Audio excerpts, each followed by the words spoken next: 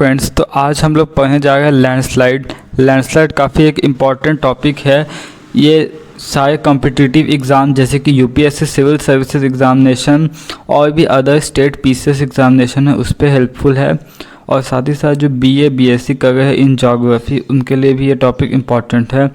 ये जो टॉपिक है इस लेक्चर में इस टॉपिक से रिगार्डिंग इनफ मटेरियल अवेलेबल है। इसके बाद आपको इस टॉपिक से रिलेटेड किसी और वीडियो को देखने तक का ज़रूरत नहीं पड़ेगा और ना ही आपको नोट्स कहीं और से लेना पड़ेगा। इसमें नोट्स भी प्रॉपर है, एक्सप्लेनेशन भी प्रॉपर है।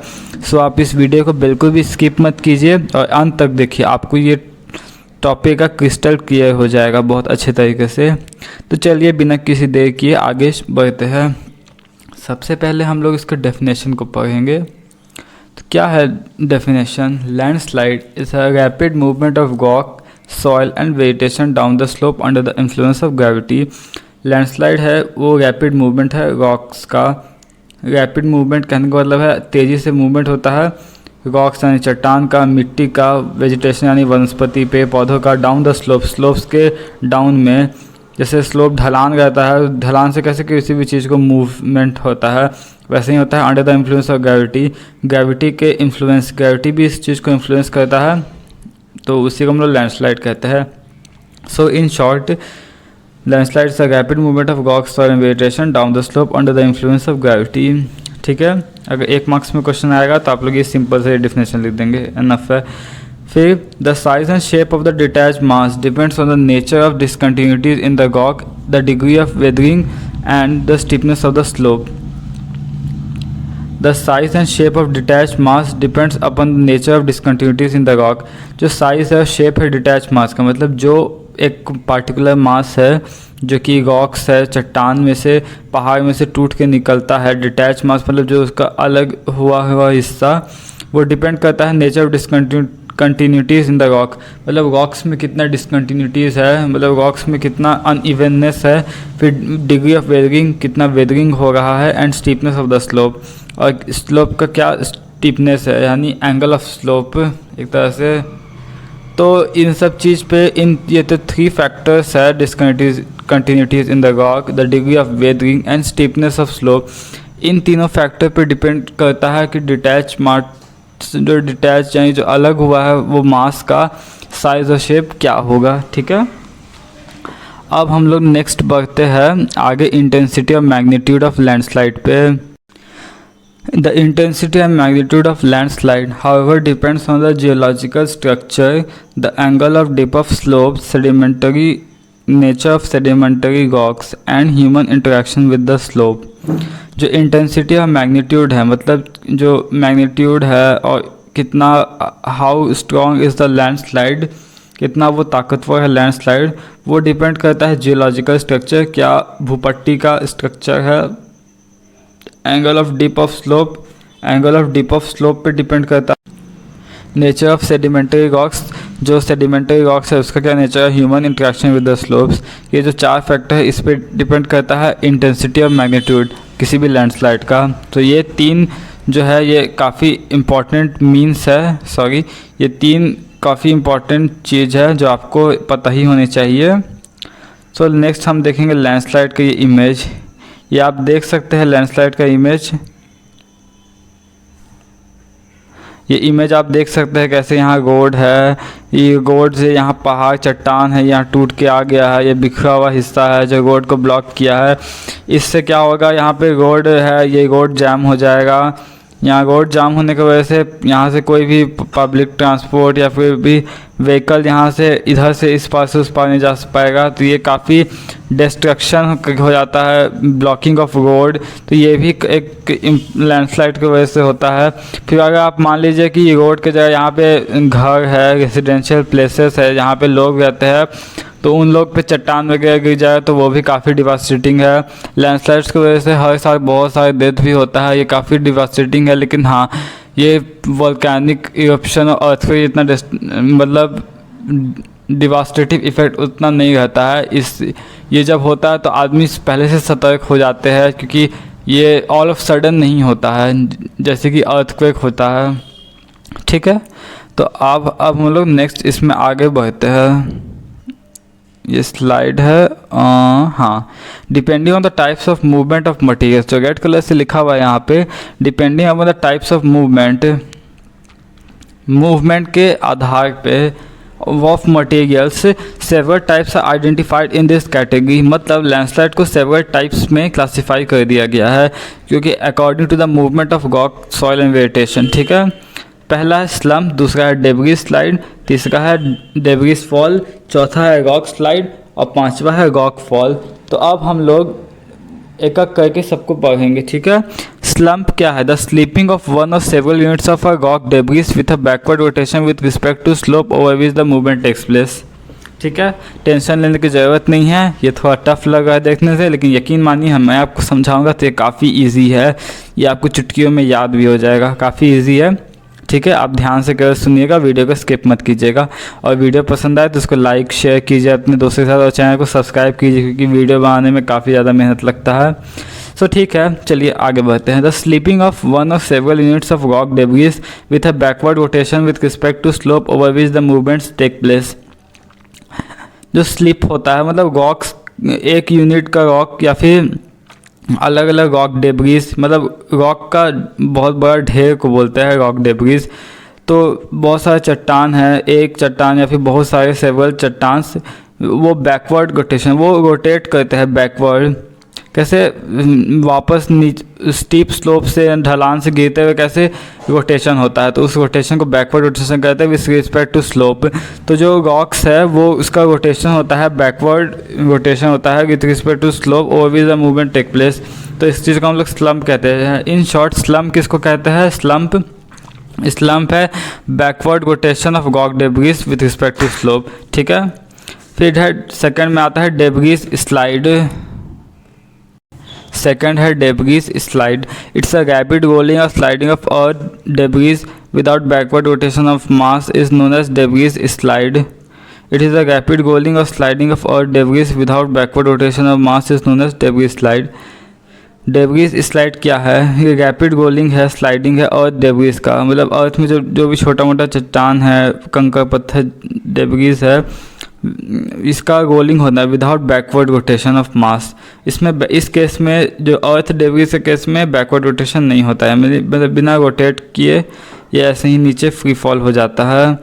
थर्ड है debris fall. Nearly the free fall of earth debris from vertical और ओवरहैंगिंग फोर्स, यानी फ्री फॉल किसी भी अर्थ डेब्रिस का वर्टिकल हाइट से, जिसको हम लोग ओवरहैंगिंग फेस भी कहते हैं, तो वर्टिकल हाइट से फ्री फॉल होता है तो उसको हम लोग डेब्रिस फॉल कहते हैं। Rock slide. चौथा है rock slide. The sliding of individual rock masses down bedding joint और fault surfaces is rock slide. Rock slide है the sliding of individual rock masses down bedding joint और fault surface इसका rock slide, मतलब slide होता है, फिसलता है rock, individual rock masses, बड़ा रॉक्स है, चट्टान है, वो फिसलता है डाउन द बेडिंग जॉइंट और फॉल्ट सरफेस, जहाँ पे फॉल्ट्स ऑकर किया रहता है। जैसे कि पहाड़ है, वहाँ पे बीच में दरार रहता है, तो उस पर्टिकुलर पाथ से अगर कोई भी चट्टान गिरेगा तो उसको हम लोग बेसिकली रॉक स्लाइड कहते हैं। और फिर सबसे लास्ट में आता है रॉक फॉल। रॉक फॉल क्या है? Rock fall is a free falling of rock blocks over in steep slope, मतलब किसी भी स्टीप स्लोप, मतलब बहुत ज़्यादा तीखा ढाल है तो उस केस में रॉक फॉल मतलब फ्री फॉल होता है रॉक्स का, तो उसको हम लोग रॉक फॉल कहते हैं, मतलब सिंपली फ्री फॉलिंग होता है ना। तो ठीक है, ये भी काफ़ी इम्पोर्टेंट था। फिर अब सबसे important, most important topic landslide का, कि किन कारणों से लैंडस्लाइड होता है, यानी काउजेस ऑफ लैंडस्लाइड्स। ये काफ़ी इम्पोर्टेंट टॉपिक है, इसको डिटेल में हम लोग स्टडी करेंगे। ये फ़िलहाल कुछ पॉइंट्स है, ठीक है। फर्स्ट है काउजेस ऑफ लैंडस्लाइड में पहला कारण है रेनफॉल एंड स्नोफॉल। दूसरा कारण है अर्थक्वेक्स एंड वोल्केनिक इरप्शंस। बहुत सारे अर्थक्वेक्स और वोल्केनिक इरप्शन की वजह से भी लिथोजेनिक प्लेट्स है वो आपस में टकराते हैं, चाहे फिर खिसक जाते हैं, तो जिस वजह से लैंडस्लाइड्स होते हैं। फिर mining, quarrying and road constructions.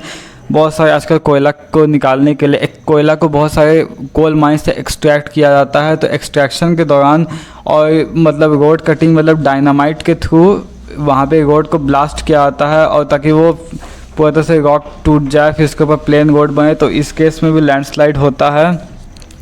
फिर है चौथा कारण loading by construction of houses, मतलब जैसे कि कोई भी हिली स्लोप्स एरिया में मतलब लोडिंग हो रहा है, ज़्यादा घर वगैरह बन रहा है तो उस केस में लैंडस्लाइड होगा। फिर डिफॉरेस्टेशन मतलब वन का कटाई, ये भी बहुत इंपॉर्टेंट कारण है डिफॉरेस्टेशन, क्योंकि जो पेड़ का जड़ होता है वो मिट्टी को बांध के रखता है, तो इस कारण से लैंडस्लाइड नहीं होता है। लेकिन जब पेड़ नहीं रहेगा तो लैंडस्लाइड तो होगा ही। फिर दूसरा कारण है इरोजन, इरोजन की वजह से भी लैंडस्लाइड होता है, जो पानी के द्वारा इरोजन होता है, विंड के द्वारा इरोजन होता है। ये जो 6 पॉइंट है ये काफ़ी इंपॉर्टेंट पॉइंट है। ये एनफ मटेरियल है यूपीएससी और other state competitive examination point, और जो कि बीए बीएससी का ज्योग्राफी से उनके लिए भी काफ़ी इंपॉर्टेंट है। ये इनफ मटेरियल है। अब ये जो 6 कारण हैं जो काउसेस ऑफ लैंडस्लाइड, इसको हम लोग डिटेल में स्टडी करेंगे।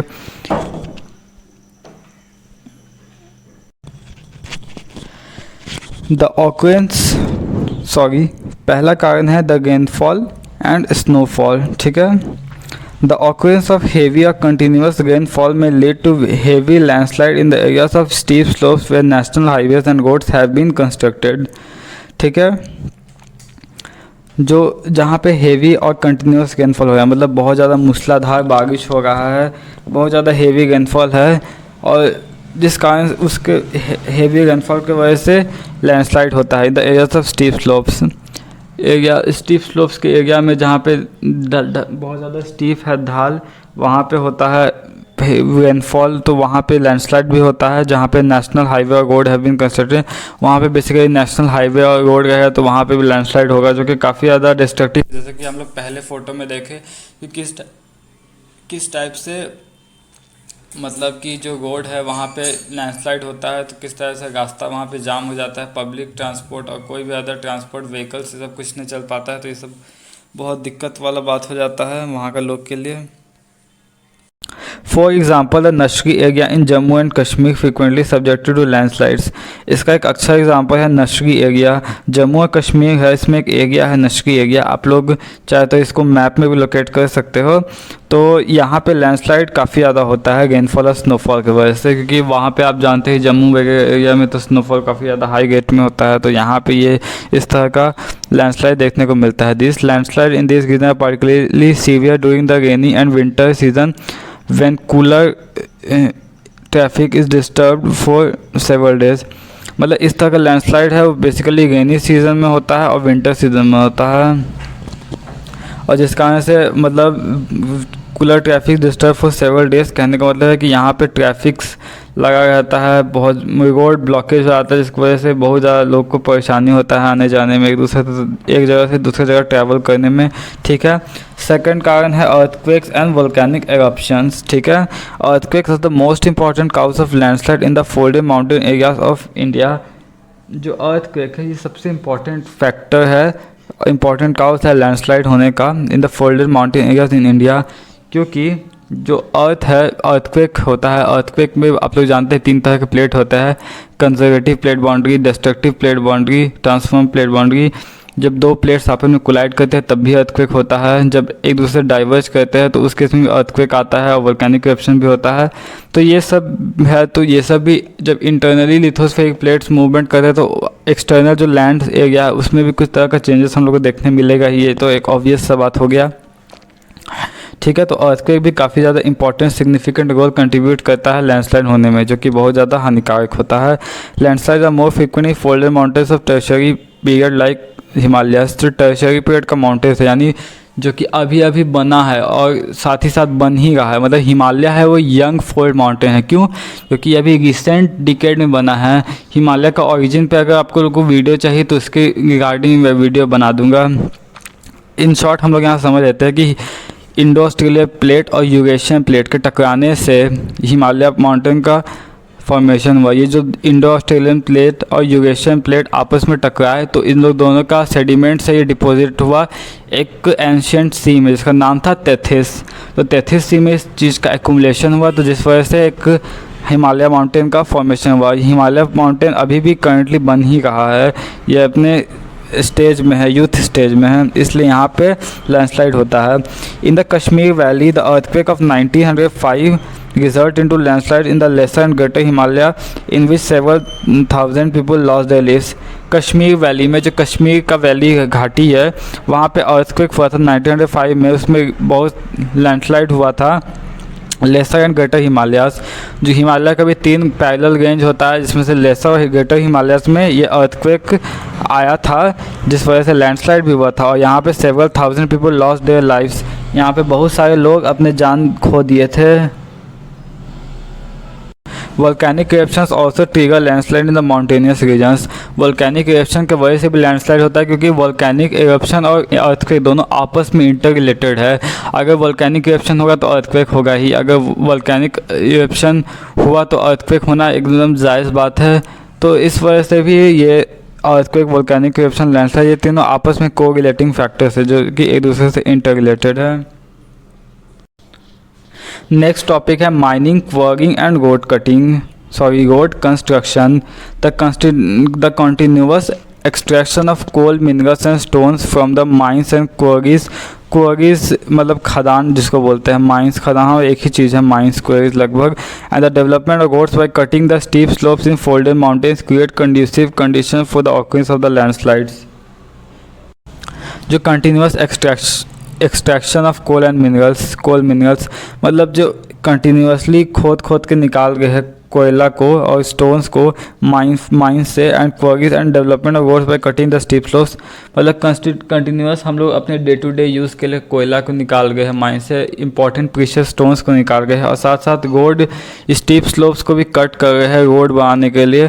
तो इन तीनों फैक्टर्स की वजह से भी लैंडस्लाइड होने का चांस बहुत ज़्यादा इंक्रीज़ हो जाता है। सच लैंडस्लाइड में भी observe for the Himalayas and the eastern and western Ghats of India, मतलब इस तरह का लैंडस्लाइड हिली एरियाज में पाया जाता है। बेसिकली हिली एरियाज मतलब हिमालयाज की जो हिमालयन रीजन है, पूरा नॉर्थ का साइड है, वहाँ पे इस टाइप का लैंडस्लाइड पाया जाता है। ईस्टर्न और वेस्टर्न घाट्स, जो इंडिया में वेस्टर्न घाट्स है, जो अरेबियन सी की तरफ है वेस्टर्न घाट्स, तो बे ऑफ बंगाल के साइड है ईस्टर्न घाट, यहाँ पे पाया जाता है।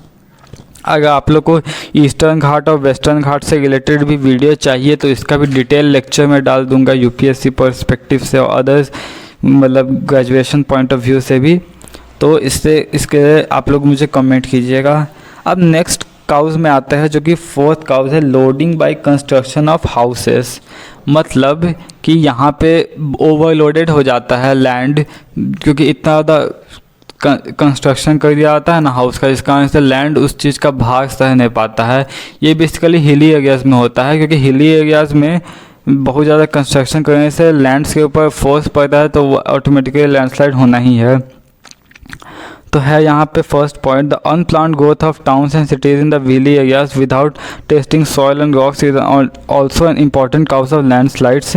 जो अनप्लान ग्रोथ है, मतलब बिना विदाउट अ प्रॉपर प्लानिंग, किसी भी चीज़ को बिना प्रॉपर प्लान के करने से तो दिक्कत है ही। तो बिना प्रॉपर प्लान के टाउन और सिटीज़ को डेवलप करना हिली एरियाज़ में, बिना सॉइल के कंडीशन को टेस्ट करते हुए, चाहे फिर वहाँ के रॉक्स को बिना स्टडी किए, ये एक इंपॉर्टेंट सिग्निफिकेंट फैक्टर है लैंडस्लाइड को काउज करने के लिए। मतलब ये लैंडस्लाइड को बढ़ावा देता है। The eastern slope of Nainital Uttarakhand कहाँ पे है आप लोग बताइएगा कमेंट्स में। उत्तराखंड मैप इंडिया में कौन से स्टेट में है, मतलब उत्तराखंड है तो नैनीताल है, सॉरी यहाँ तो लिखा हुआ है कि नैनीताल उत्तराखंड में है, छोड़िए ये सब चीज़। The eastern slope of Nainital is sinking because of heavy load of hotels and residential areas. मतलब जो नैनीताल है जो उत्तराखंड में लोकेटेड है, तो यहाँ पे होटल्स है और रेजिडेंशियल प्लेसेस है, तो इस यहाँ पे बहुत ज़्यादा लैंडस्लाइड काउज होता है, क्योंकि यहाँ पे बहुत ज़्यादा घर बना दिया गया है। फिर 5वां कारण है deforestation other human activities also induce landslide. Deforestation की वजह से भी लैंडस्लाइड होता है। Most of the landslide are small involving some blocks up to a few metres across but some are large enough to cause a catastrophe. तो deforestation और other human activities की वजह से भी लैंडस्लाइड होता है। Most of the landslide are involving some blocks up to few metres across. मतलब बहुत सारे लैंडस्लाइड होते हैं, स्मॉल भी होता है, कुछ लार्ज भी होता है, और कुछ तो इतना ज़्यादा लैंडस्लाइड लार्ज हो जाता है कि जो एक प्रलय ला सकता है। कैटास्ट्रोफिक का मतलब होता है प्रलय। तो डिफॉरेस्टेशन है वो काफ़ी ज़्यादा एक इम्पॉर्टेंट फैक्टर है, इसलिए हम लोग को अपने आसपास हिली एरिया में पेड़ पौधा लगाना चाहिए, ताकि क्योंकि पेड़ पौधा का रूट है ना, जो उसका जड़ रहता है वो मिट्टी को अदर चीज़ को बाइंड करके रखता है, तो जिस वजह से लैंडस्लाइड होता ही नहीं है, काफ़ी चांस घट जाता है deforestation. They may bury roads buildings and other structures. अब डिफॉरेस्टेशन होगा तो रोड भी अंदर धंस जाएंगे, बिल्डिंग भी धंस जाएंगे और अदर स्ट्रक्चर्स, ये सब के ऊपर भी लैंडस्लाइड का, रॉक्स का और भी अदर वेट है सब इसके ऊपर आ जाएगा। लैंड से मान लीजिए कि किसी ज़मीन में बिल्डिंग बना वो धंस जाएगा तो वो काफ़ी डिस्ट्रक्शन है, वहाँ के लोग को मर भी सकते हैं, डिसीज़ भी काउज हो सकता है, बहुत तरह का बात है। The adverse effect of landslide can be reduced by checking deforestation of mountain slopes and by construction of houses on steep slopes। मतलब ये इसका एडवर्स इफेक्ट को रोकने के लिए हम लोग को डिफॉरेस्टेशन नहीं करना चाहिए हिली और माउंटेन स्लोप्स में, और हाउसेस का भी कंस्ट्रक्शन नहीं होना चाहिए स्टीप स्लोप्स में, जिस कारण से लैंडस्लाइड काफ़ी हद तक रोका जा सकता है। Erosion it is caused by sporadic running water such as streams, rivers, wind currents, ice and waves support landslides to occur easily। Erosion कैसे होता है? स्पॉडिक रनिंग मतलब फास्ट रनिंग होता है स्ट्रीम्स का, वाटर का फास्ट रनिंग, ये बहुत सारे फॉर्म्स में हो सकता है, जैसे कि स्ट्रीम्स में, रिवर्स में, विंड में, currents, ice and wave support landslide, ये सब चीज़ से लैंडस्लाइड हो जाता है। अब ये अपार्ट फ्रॉम दीज फैक्टर्स, ये जो 6 इंपॉर्टेंट फैक्टर हम लोग स्टडी किए, इसके अलावा भी some other factors which leads to landslide are weathering and forest fire. Weathering की वजह से भी लैंडस्लाइड होता है और फॉरेस्ट फायर की वजह से होता है, क्योंकि वेदरिंग आता है तो है रॉक्स में फिजिकल वेदरिंग भी लग रहा है, केमिकल वेदरिंग भी लग रहा है, और फॉरेस्ट फायर है जैसे जंगल में आग लग गया तो पेड़ भी जल गया, तो एक तरह से पेड़ ख़त्म हो गया आग लगने के बाद, तो उससे भी लैंडस्लाइड होगा, क्योंकि पेड़ का जड़ सारे रॉक सॉइल वेजिटेशन को बाइंड करके रखता है खुद में, और वेदरिंग से होता है ऐसे रॉक्स का केमिकल वेदरिंग हो रहा है फर्दर, तो वो छोटा होते जा रहा है, टाइम टू टाइम उसका साइज़ में, शेप में चेंज हो जा रहा है, तो वो ईज़िली डिटैच हो जाएगा अपने पेरेंट रॉक से, तो इसका चलते भी काफ़ी बड़ा लैंडस्लाइड आ सकता है। तो ये दोनों भी इम्पॉर्टेंट फैक्टर है, लेकिन बेसिकली जो 6 फैक्टर है स्टार्टिंग के बताए, ये काफ़ी इम्पॉर्टेंट फैक्टर है। ये जो मटेरियल लिखे ये काफ़ी अच्छे नोट्स है, आप लोग जैसे जैसे वीडियो देखते जा रहे हैं वैसे वैसे स्क्रीनशॉट भी लेते जाए, बाद में इसको अपना कॉपी में नोट कर लीजिएगा। अब हम लोग देखेंगे landslide vulnerability zone. Landslide vulnerability zone on the basis of past experience, frequency and certain causal relationship with controlling factors like geology, geomorphic agents, slope, land use, vegetation cover and human activities, India has been divided into number of zones। ठीक है, तो जो past experience के base पे, frequency और certain casual relationship के basis पे, जो कि कंट्रोलिंग फैक्टर्स से रिलेटेड है, जैसे कि geology, geomorphic agent, slopes, land use, vegetation और ह्यूमन एक्टिविटीज़ के बेस पे इंडिया को बेसिकली 3 जोन्स में डिवाइड किया गया है, जो कि लैंडस्लाइड के बेसिस पे। ये जो पॉइंट है ये हम एनसीईआरटी से उठाए हैं, क्लास 12 एनसीईआरटी, ठीक है, sorry class 11 NCERT geography. First है very high vulnerability zone, highly unstable, relatively young mountainous areas in Himalayas and Andaman and Nicobar Islands। very high vulnerability zone मतलब यहाँ पे सबसे ज़्यादा खतरा है लैंडस्लाइड होने का। यहाँ पे बेसिकली इसके अंदर आता है यंग फोल्ड माउंटेन एरिया, जैसे कि हिमालयाज़ में है, अंडमान और निकोबार आइलैंड में भी कुछ माउंटेन एरिया है, वहाँ पे ये आता है। High rainfall with steep slopes in western Ghats and Nilgiri, जहाँ पे हाई रेनफॉल होता है स्टीप स्लोप्स में, जैसे कि वेस्टर्न घाट्स है इंडिया का, वहाँ पे नीलगिरी में। और थर्ड पॉइंट है the north eastern regions along with areas that experience frequent ground shaking to earthquake. Basically north eastern states India का, जैसे कि असम हो गया, मेघालय हो गया, त्रिपुरा हो गया, नागालैंड हो गया, ये नॉर्थ ईस्टर्न स्टेट्स है, नॉर्थ ईस्टर्न रीजन्स के अंदर आते हैं।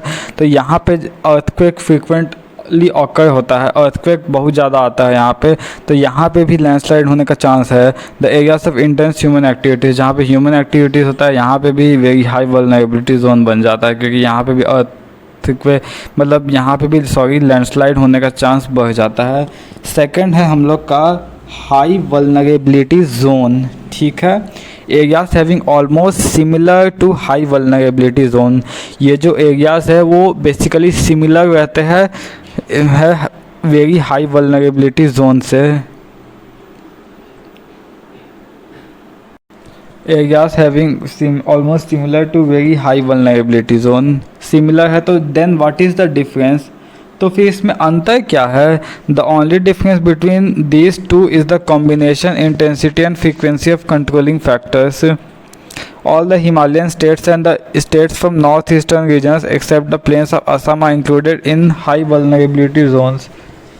The only difference between these two is the combination intensity and frequency of controlling factors, मतलब दोनों वेरी हाई वल्नरेबिलिटी जोन और हाई वल्नरेबिलिटी जोन दोनों में डिफरेंस बस इतना कहा है कि इंटेंसिटी और फ्रीक्वेंसी ऑफ कंट्रोलिंग फैक्टर्स, बस इंटेंसिटी मतलब स्ट्रॉन्गनेस का जो है बस थोड़ा सा का अंतर है इंटेंसिटी का बस, और बाकी कोई अंतर नहीं है। All Himalayan states and states from north eastern regions except the plains of Assam are included in this categories. Himalayan states और states from north eastern regions, Himalayan states में आ जाएगा वही हिमाचल प्रदेश, उत्तराखंड, जम्मू कश्मीर वगैरह का एरिया, सिक्किम वगैरह का एरिया, और नॉर्थ ईस्टर्न स्टेट्स में वही त्रिपुरा, नागालैंड, मणिपुर, असम एक्सेट्रा ये सब आएगा। Except the place of Assam, मतलब असम को छोड़ के यहाँ पे हिमालयन स्टेट्स और नॉर्थ ईस्टर्न रीजन्स ये सब वेरी हाई वल्नरेबिलिटी जोन्स में आते हैं, ठीक है।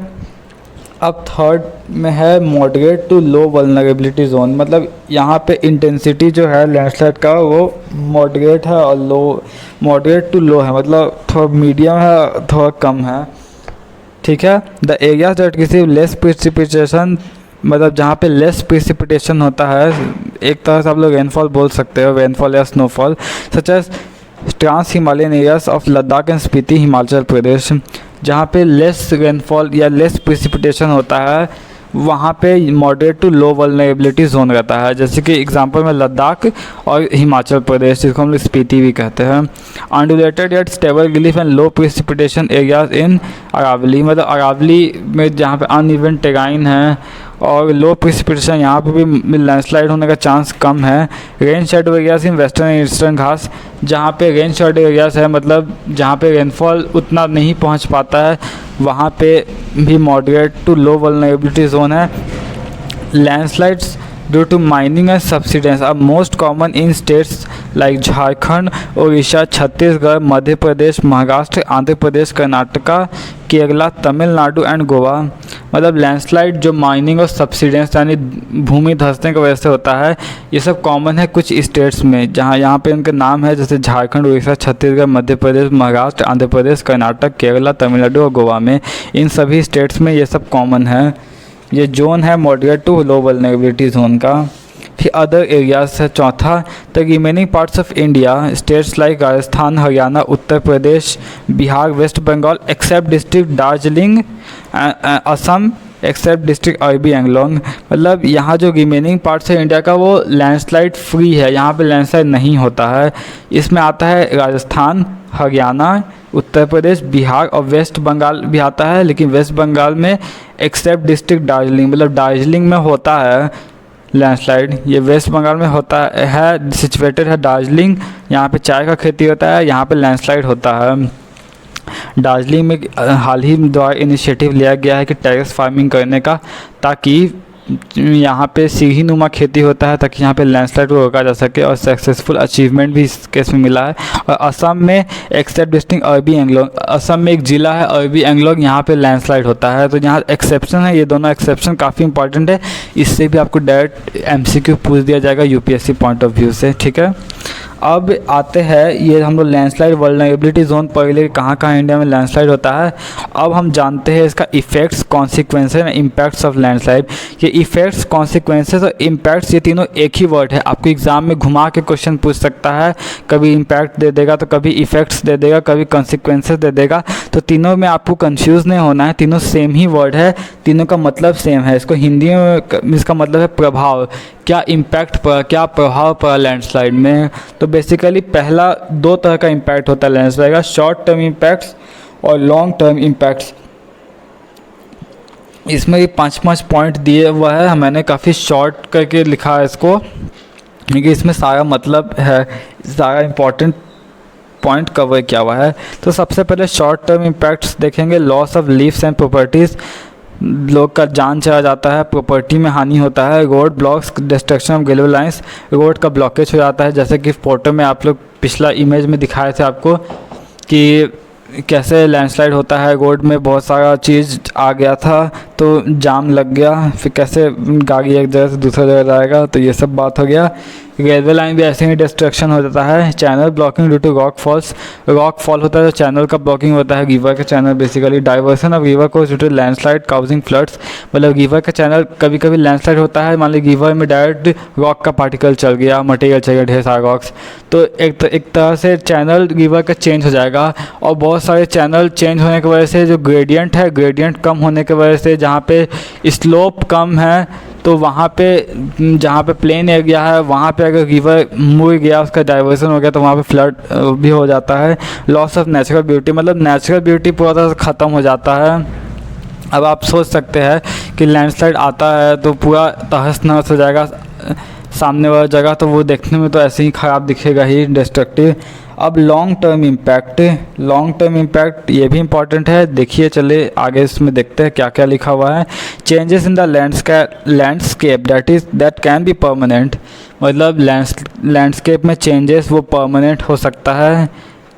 फिर लॉस ऑफ कल्टिवेबल लैंड, मतलब कोई किसान है, कोई खेती कर रहा है, मान लीजिए राइस की खेती, वीट की खेती, चाहे फिर कोई फ्रूट्स या वेजिटेबल्स उगा हुआ है, तो वहाँ पे भी लैंडस्लाइड उस जगह हो गया तो वो सब चीज़ बर्बाद हो जाएगा। फिर environmental impacts in terms of erosion या सॉइल लॉस, अगर लैंडस्लाइड हो रहा है तो फिर इरोजन के वजह से ही होता है, अगर इरोजन हो गया तो फिर सॉइल का लॉस हो जाएगा लैंडस्लाइड की वजह से। एक जगह का सॉइल दूसरा जगह चल जाएगा तो फिर वहाँ पे सॉइल का कमी हो जाएगा, फर्टाइल सॉइल इस कारण से हट जाएगा तो फिर वहाँ पे खेती नहीं हो पाएगा। तो बहुत सारा कारण हो जाता है सॉइल इरोजन का भी, तो ये भी एक लॉन्ग टर्म इम्पैक्ट है। Population shift and relocation of population establishment, population shift and relocation of population, कहने का मतलब ये है कि मान लीजिए हम एक एरिया में, आप लोग या मैं एक एरिया में रहता हूँ जहाँ पे लैंडस्लाइड आ गया, तो मुझे अपनी जगह से शिफ्ट करना पड़ेगा, या एक पर्टिकुलर ग्रुप ऑफ पीपल है तो उसको शिफ्ट करना पड़ेगा एक दूसरा एरिया में जहाँ लैंडस्लाइड नहीं हो। तो ये भी एक प्रॉब्लम होता है माइग्रेशन, इसको हम लोग अदर टर्म से माइग्रेशन भी बोल सकते हैं। माइग्रेशन हो करना पड़ता है एक जगह से दूसरी जगह पे, in search of food, wealth and money, ठीक है। शेल्टर भी चाहिए, फिर अपना कमाने खाने के लिए दूसरा जगह रोजगार ढूंढने की वजह से भी लोग इधर से उधर शिफ्ट कर जाते हैं। Drawing up of water resources, अब मान लीजिए लैंडस्लाइड हुआ तो रॉक डेब्रीज, सॉइल वगैरह, वेजिटेशन सब पानी के सोर्स में आ गए, तो जिस वजह से ड्राइंग ऑफ वाटर सोर्स है, वाटर के सोर्स जो छोटे मोटे सोर्स है वो सब ख़त्म हो जाते हैं, क्योंकि ये जो लैंडस्लाइड का जो मटेरियल्स है, डिटैच पार्टिकल्स, ये सब ये छोटा मोटा वाटर बॉडीज़ को पूरी तरह से फिल कर देता है। तो लोकल पीपल्स को जो वाटर बॉडीज़ पे डिपेंड रहते हैं तो उन लोग को काफ़ी ज़्यादा डिफ़िकल्टीज़ का सामना करना पड़ता है। अब हमारा नेक्स्ट टॉपिक और सबसे लास्ट टॉपिक इस लेक्चर का, मिटिगेशन मेथड्स ऑफ लैंडस्लाइड्स, ठीक है। पहला मेथड है adopt area specific measures to deal with landslides, हम लोग को एरिया स्पेसिफिक मेथड्स को अप्लाई करना चाहिए, मतलब एक पर्टिकुलर एरिया में क्या हम लोग अप्रोच को ले सकते हैं उस चीज़ पे हम लोग को डिटेल एनालिसिस करना चाहिए, ताकि हम लोग लैंडस्लाइड्स को ओवरकम कर सके, ख़त्म कर सके। Hazard zones should have been identified and early warning systems to be placed at certain sites, hazard zones को आइडेंटिफाई करना चाहिए, मतलब जहाँ पे लैंडस्लाइड होने का चांस ज़्यादा है उस जगह को हम लोग को आइडेंटिफाई करना चाहिए। और early warning system should be placed at certain size, और वहाँ पे अर्ली वार्निंग सिस्टम को भी प्लेस करना चाहिए ताकि वहाँ के लोग सचेत रहे और सावधानी से रहे कि यहाँ पे लैंडस्लाइड होता है तो वहाँ पे वो लोग ना जाए। तो ठीक है, हैज़ार्ड जोन्स को आइडेंटिफाई करना ज़रूरी है और वार्निंग, अर्ली वार्निंग को भी लगाना ज़रूरी है वहाँ पे ताकि लैंडस्लाइड को कम किया जा सके। इससे बहुत सारे लोग का जान बच जाएगा क्योंकि लोग अवेयर हो जाएंगे लैंडस्लाइड जोन्स के बारे में। Hazard mapping should be done to locate areas commonly prone to landslide. Hazard mapping को भी किया जाना चाहिए जहाँ पे लैंडस्लाइड बहुत ज़्यादा आता है, तीव्र गति से आता है, वहाँ का हैज़ार्ड मैपिंग यानी करना चाहिए। हैज़ार्ड मैपिंग करने का मतलब जहाँ पे ख़तरा ज़्यादा हो वहाँ का मैपिंग करना चाहिए ताकि लोग वहाँ जाए नहीं तो ऑटोमेटिकली पीपल का लाइफ सेफ होगा और प्रॉपर्टी भी सेव होगा। और हैज़ार्ड मैपिंग करने से एक और फ़ायदा है कि लोग नया नया घर उस जगह पे नहीं बनाएंगे जहाँ पे लैंडस्लाइड हो सके, तो इससे भी काफ़ी ज़्यादा पीपल को सेफ्टी मिलेगा।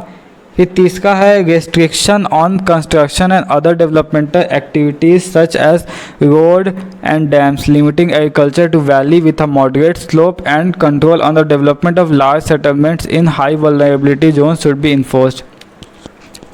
तीसरा पॉइंट है जो कि बहुत इंपॉर्टेंट है, restriction on the construction and other developmental activities, मतलब पाबंदी लगाना कंस्ट्रक्शन में और अदर डेवलपमेंटल एक्टिविटीज़ में पाबंदी लगाना, जैसे कि डैम को बनाना, रोड बनाना, ये सब में पाबंदी लगाना। एग्रीकल्चर को कम करना in the valley with a moderate slope and, जहाँ पे मॉडरेट स्लोप है, जहाँ ढलाई है, ढलान है, वहाँ पे नहीं करने ये सब चीज़, जैसे रोड और डैम नहीं बनाना, एग्रीकल्चर नहीं करना, क्योंकि यहाँ पर लैंडस्लाइड आता है और फिर बाद में लॉस ही लाएगा, लैंडस्लाइड हो जाएगा। तो अब मान लीजिए डैम बना है, वहाँ पे अगर लैंडस्लाइड हो गया तो फिर फ्लड भी आ जाएगा डैम की वजह से, नियर बाई एरिया सब सबमर्ज कर जाएगा, इनंडेशन हो जाएगा लैंड का वाटर के थ्रू, तो फिर वो सब भी एक डिस्ट्रक्टिव इम्पैक्ट है। क्योंकि मान लीजिए डैम टूट गया तो लैंडस्लाइड क्या है, फ्लड को भी बुलावा दे देगा, ठीक है।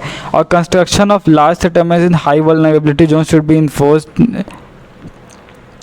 मतलब इसका मतलब ये हुआ कि जो लार्ज सेटलमेंट्स है, सेटलमेंट्स यानी घर वगैरह को नहीं बनाने देना चाहिए हाई वल्नरेबिलिटी जोन्स में, ये इसमें रेस्ट्रिक्शन लगाना चाहिए। चौथा है afforestation terrace farming should be promoted. Afforestation कहने का मतलब है कि पेड़ को लगाना, जहाँ पे भी हिली एरियास है वहाँ पे हम लोग को ज़्यादा से ज़्यादा पेड़ लगाना चाहिए, क्योंकि पेड़ बहुत अच्छा है, पेड़ हम लोग से कुछ लेता नहीं है बल्कि हम लोग को उल्टा बहुत कुछ प्रदान करता है। पेड़ का जो जड़ होता है वो मिट्टी रहता है और रॉक्स, चट्टान रहता है, सबको बांध के रखता है, जिस वजह से लैंडस्लाइड होने का चांस काफ़ी ज़्यादा कम हो जाता है। और terrace farming should be promoted. Terrace farming यानी जैसे पहाड़ है तो वहाँ पे छोटा छोटा सीढ़ी बना दिया जाता है और सीढ़ी में कुछ कुछ पौधा लगा दिया जाता है, जैसे कि चाय पत्ती। इससे इसका ड्यूअल बेनिफिट रहता है, दो बेनिफिट। पहले कि मान लीजिए चाय पत्ती का जो पौधा होता है उसका जड़ में पानी ठहरना नहीं चाहिए, तो सीढ़ी नुमा खेती करने से क्या होता है, टेरेस फार्मिंग करने से ये फ़ायदा होता है कि पानी ठहरता नहीं इसका जड़ में और सारा पानी नीचे बह के आता है, प्लस जो चाय का पौधा रहता है वो रूट्स को बाइंड कर देता है, रूट उसका सॉइल को बाइंड करता है, इस वजह से फर्दर लैंडस्लाइड भी नहीं होता है। तो यहाँ पे बहुत सारा ड्यूअल बेनिफिट देखने को मिलता है। ये एक एग्जांपल है, ये काफ़ी इम्पॉर्टेंट भी है। अब पांचवा है NDMA give guidelines for landslides.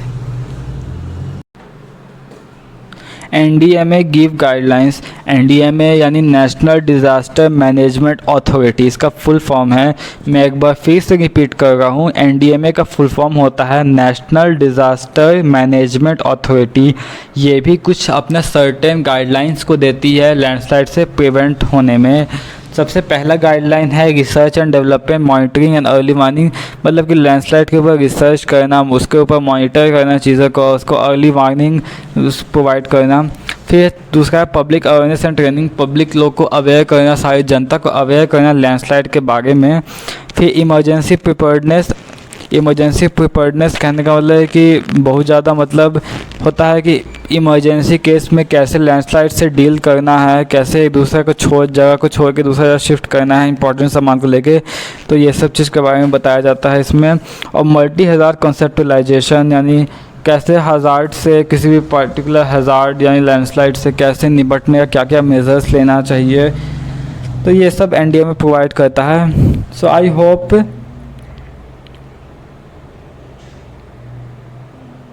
Hope कि वीडियो आपको बहुत ज़्यादा पसंद आया होगा, और आपको पसंद आया तो मेरे चैनल रिधिमा की क्लास इसको सब्सक्राइब कर ले। इसमें आपको सीटेट से रिलेटेड वीडियोस, यूपीएससी से रिलेटेड वीडियोस, कोई भी सब्जेक्ट से रिलेटेड आपको वीडियो चाहिए तो आप कमेंट करके बताइए, हम लोग इस पर वीडियो बनाएंगे।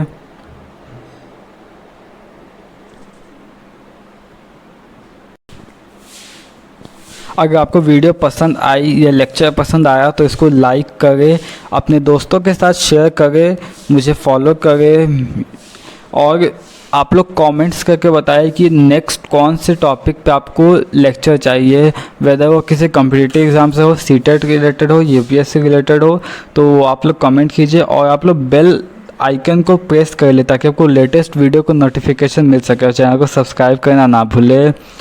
So thank you. और एक बात और, ये जो मटेरियल है ये एनफ है, इसके बाद आपको कोई और कहीं नोट्स के लिए भटकने की ज़रूरत नहीं है। इसमें काफ़ी सफिशिएंट नोट्स है हर एग्ज़ाम पॉइंट ऑफ व्यू से, सारे competitive exam point of view और जो भी college exam point of view से हम सबको ध्यान में रखते हुए इसको लिखे है। सो थैंक यू, आज के लिए इतना ही।